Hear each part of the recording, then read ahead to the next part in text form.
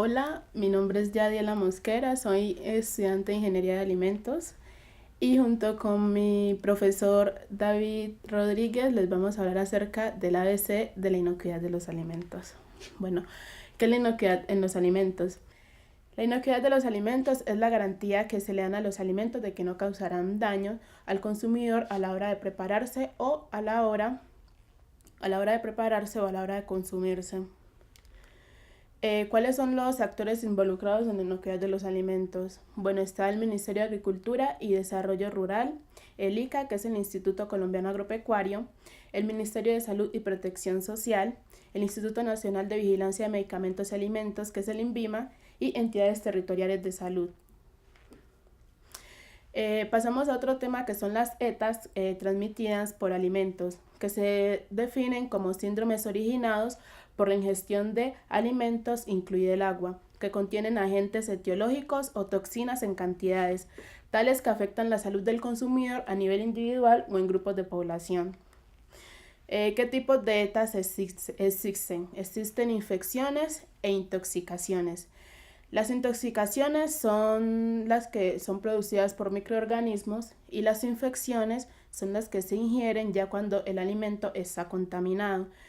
Los síntomas de las infecciones e intoxicaciones son casi parecidas como dolor abdominal, diarrea, fiebre, náusea, vómitos y malestar general. A continuación, mi profesor Andrés Rodríguez le seguirá hablando acerca del tema. Hola, yo soy David, profesor de Ingeniería de Alimentos. Entonces, como venía diciendo Yadiela, las enfermedades transmitidas por alimentos. Entonces, ¿cómo vamos a prevenir las enfermedades transmitidas por alimentos? Pues con unos truquitos muy sencillos. Por ejemplo, ¿qué debemos tener en cuenta para comprar alimentos? Lo primero, planificar la compra. Entonces uno primero empieza a comprar los productos que no necesitan congelación, por ejemplo el maíz, el arroz, los frijoles y de último los productos congelados. Entonces uno hace la planificación para ya cuando vaya al mercado llevar de último los productos que más rápido se dañan, que por lo general son los productos ricos en proteínas de origen animal, por ejemplo el quesito, la leche, la carne. Elegir bien los productos.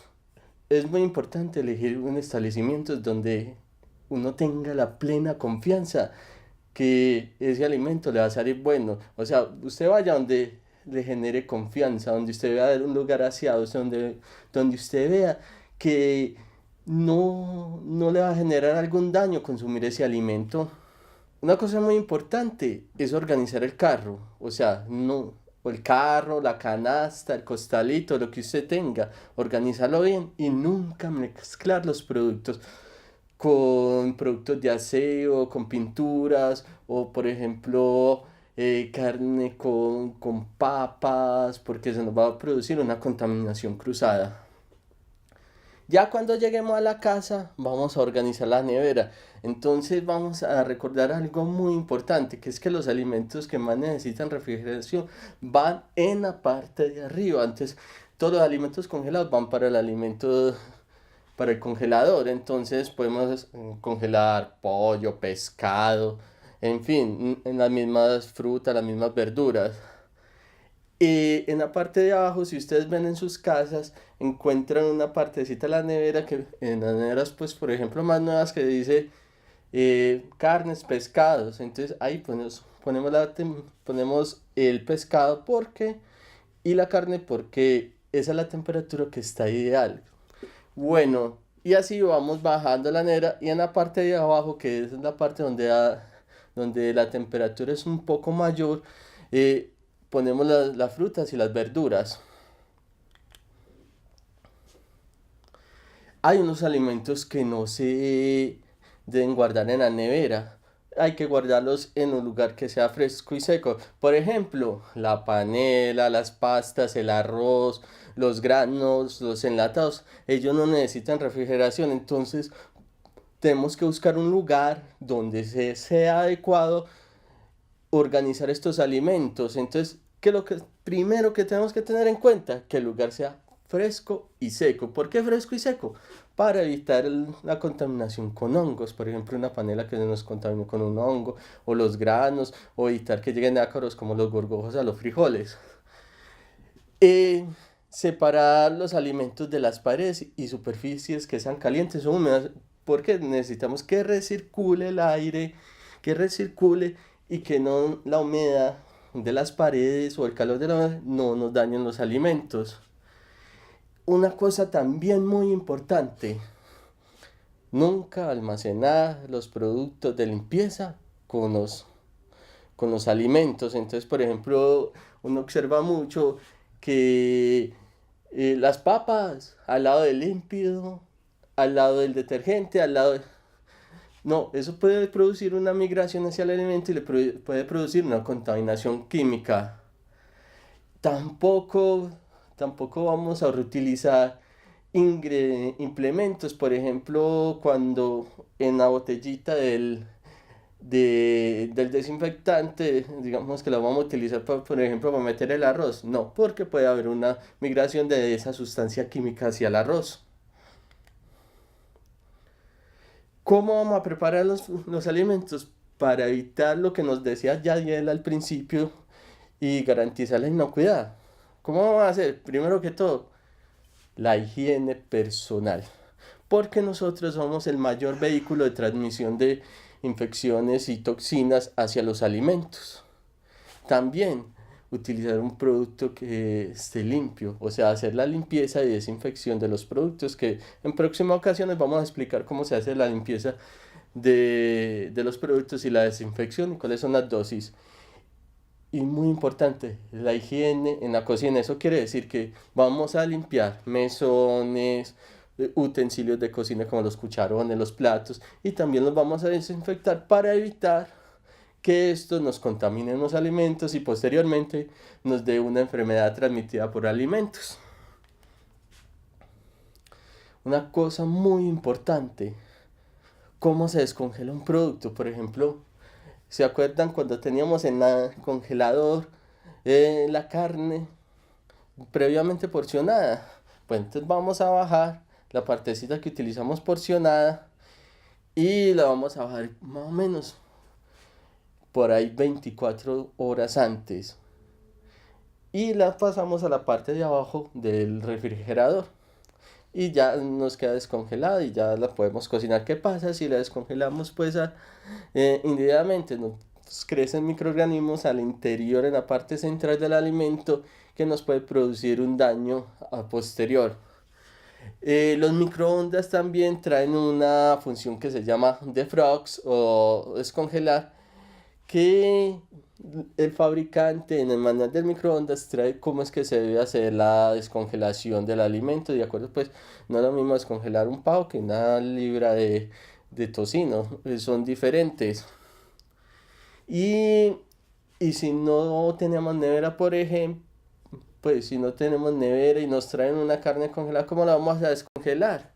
La vamos a ponemos nuestro producto en una bolsa hermética y luego en una ponchera con agua la vamos dejando que se vaya descongelando y la ponchera debe tener agua. Y esa agua la tenemos que ir cambiando cada 30 minutos para evitar pues como una contaminación del alimento. Otras cosas que tenemos que tener en cuenta cuando preparamos los alimentos. Eh, Cocinar solamente pues lo que nos vamos a comer para evitar las sobras. Porque, por ejemplo, tenemos un arroz y hacemos una ollada grande de arroz y estamos sacando el arroz de la nevera y lo volvemos y lo metemos. Ahí se nos puede producir una contaminación y los microorganismos evidentemente van a crecer. Y utilizar los utensilios que estén limpios y desinfectados.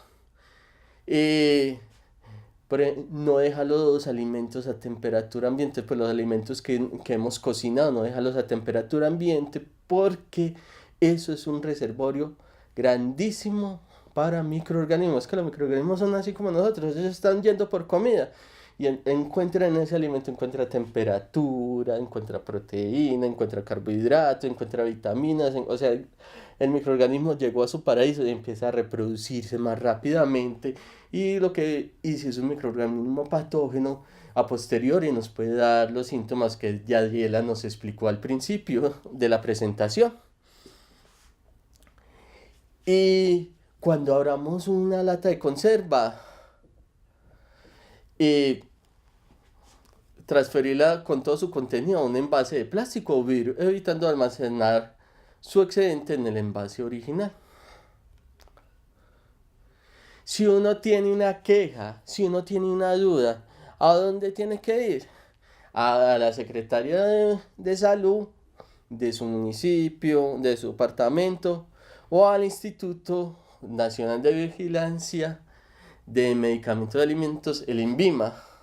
En las páginas web de, usted googlea esta, por ejemplo, si estamos en Antioquia, Secretaría de Salud de Antioquia, entonces ahí nos aparecen qué tenemos que hacer para poner nuestra denuncia o nuestra llamada de atención. Lo mismo que el INVIMA, en el INVIMA usted lo googlea y encuentra los pasos necesarios para hacer pues ese llamado de atención o por ejemplo en el INVIMA nos podemos fijar si tenemos duda con un registro sanitario, un permiso sanitario o una notificación sanitaria, un alimento.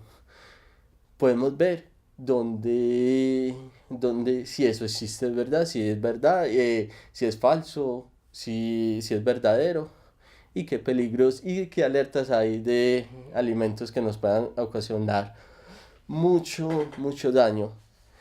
Bueno, muchas gracias. Nos vemos en una próxima ocasión.